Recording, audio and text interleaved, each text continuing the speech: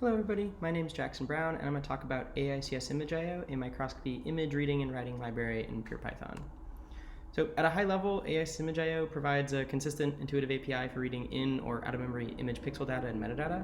And to do so, we actually mirror the open microscopy environment, or the OME metadata model, as a Python object. We don't try to do any fancy processing. We leave that to scikit-image and to Dask image. And instead, we're fully focused on fast, pure Python microscopy file I/O and what we kind of consider good metadata attachment and utilization throughout the computation process. So looking at an example, we can see from Dask image's imread function versus how aicsimageio would return the same file. So for imread from Dask image, we can see that this file is 1024 by 1024 YX plane, but that there's some number of them. We aren't given kind of the natural shape or ordering of that file. We just know that there's some number of YX planes. With aicsimage, we have this Dask data property that returns the same Dask array, but it has been shaped into OME's metadata model. So in this case, that is time, channel, and then ZYX. So in that way, we have 9 channels and 74Z, and then 1024 by 1024.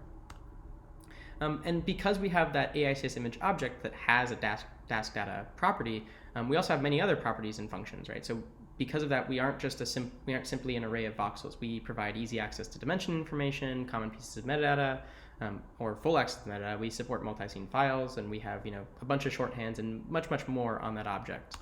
For a brief glimpse at some of those, right, we have a dimensions property or a .dims property that returns an object that has easy access to each dimension, shorthand name and its size. We have a channel names property that returns a list of string of all the channel names. And we have a metadata property that returns, the object that represents, or the metadata model for that object, for that file format. So why build aicsimageio outside of, simply wanting that nice access to metadata? What other benefits do you get from using it? Well, let's look at a problem I think many of us are running into nowadays, which is large task graphs and issues with large data set image processing. So, the givens, we have the tools to take larger and larger images. That's great. And we have the tools to create larger and larger data sets. That's also great.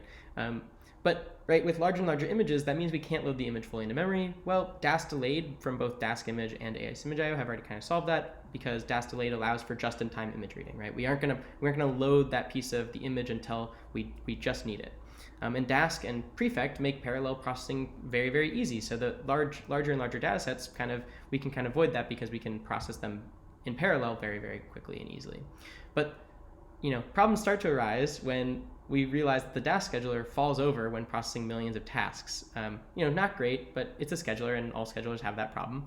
But just-in-time image reading places a lot of tasks on the computation graph. So, say we want to have a data set that both is lots of images and each image itself is very large. So you need to have a lot of tasks for all of those just-in-time image reads. Well, the scheduler is going to fall over in that case. So let's look at exactly where aicsimageio is trying to alleviate some of those problems in the naive case. So let's look at chunking. So under Dask image's imread function, if we load that same file again, we can see that it's 1024 by 1024. We've already kind of gone over this, but what we see in the chunk is that it's actually chunking for each YX plane. So every single time that you're doing some computation against a YX plane, you're going to be interacting with disk and network. You're going to be making a round trip to go pull that YX plane from the file. In comparison, aicsimageio by default chunks by ZYX. So every time you're going to be operating against some portion of the image, you're going to attempt to load all that ZYX data into memory at a single go. And so it drastically reduces the network and disk round trips that Dask needs to make. And in that way, for this single file, we've reduced from 666 chunks and almost 2,000 tasks to just 9 chunks and 72 tasks for the entire file if we wanted to process or load this entire file into memory or persist it across the Dask cluster. And so let's continue the example and say, okay, well, great, that's just for file I/O. Let's look at how that affects processing. So furthering the example, let's say that we want to normalize all the raw content channels and then generate a max project through the Z dimension for each one. Pretty common for just visualization purposes and just for debugging your data purposes. Under Dask image, you would see that you'd load the image, you'd reshape it to the native dimension ordering, and we're going to say that that because either you took the image or you loaded this file in some other software or you read the metadata somehow. And then we know that as well that the first 4 channels are the valuable channels. So we just loop through those and we say select the channel using normal numpy/dask array slice and index syntax, and we're going to pass that selected channel, that 3D data, to this norm and project function. And then at the end of this, we're going to stack all those back up, so that's going to be a list of 2D arrays. It's going to become a 3D array, and we're just going to visualize it. Normally, you wouldn't do that, but for the sake of showing how many tasks are produced by this process, we wanted to stack those up so that we could easily visualize this. And I love this warning because it's showing the exact problem that I'm trying to explain, right? It says that the graph is too large. And I understand that in this case, it's a visualization rendering problem. The graph is being too large to render, but it gets at the same idea of there are so many tasks on this processing that it can't visualize them all. In comparison, because of how we set up the chunking in aicsimageio, it's very, very easy, right off the bat, to see that because we're pulling a whole ZYX at a time, those Dask chunks become very, very simple for the scheduler to handle as, oh, this is just a simple task for me to do, or for me to put on the stack. And if we look at how we utilize the full aicsimage object throughout the computation process, it becomes a little bit more clear as to what is actually happening. So, we load the aicsimage into an object, or that file into the aicsimage object, and then we say, okay, great, for each channel name in here, as long as that channel is a part of some set, some known set to us that we want to process, then we can pull the ZYX data with just a selected channel's worth of data. So in this case, we're saying pull all ZYX for this channel. And at least from my opinion, it makes it a bit nicer to understand what's going on rather than just slice and index notation. But at the end of it all, right, we still have a 3D array that we're just going to pass into our norm and project function. It's a normal 3D Dask array. And we result in the same visualization process, but I've already talked about those differences of it being much, much, much simpler. So that's the the amount of tasks, but what about the time cost?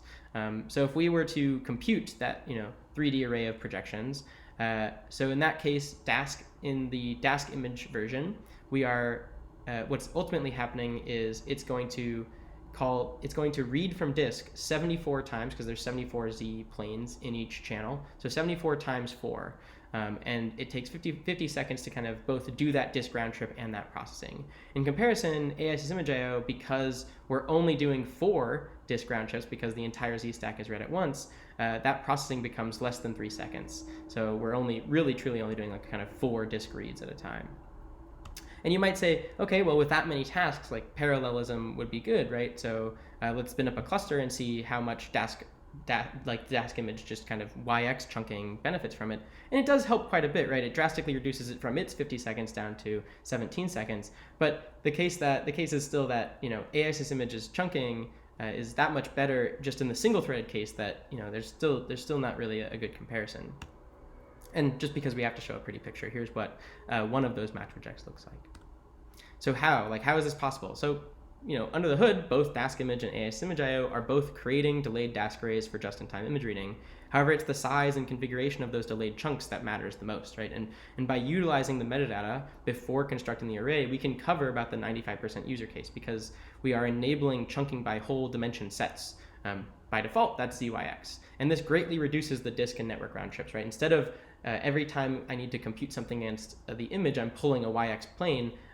In the aicimage case, I'm pulling a whole ZYX, so it just, in the case of that example, I was reducing the amount of disk and network round trips by 74x. Right? I was reducing it 74 times. And as a side effect of having larger chunks, the number of tasks on the graph is generally also greatly reduced.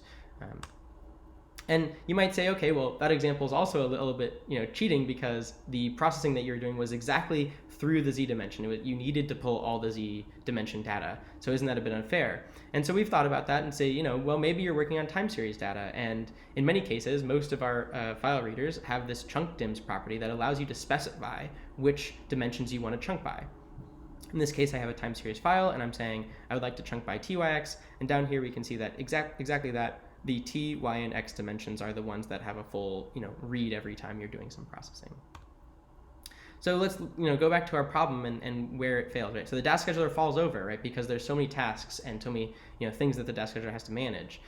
Well, aicsimageio greatly reduces the number of tasks required for just-in-time image reading. So hopefully all the data has processed under this use case.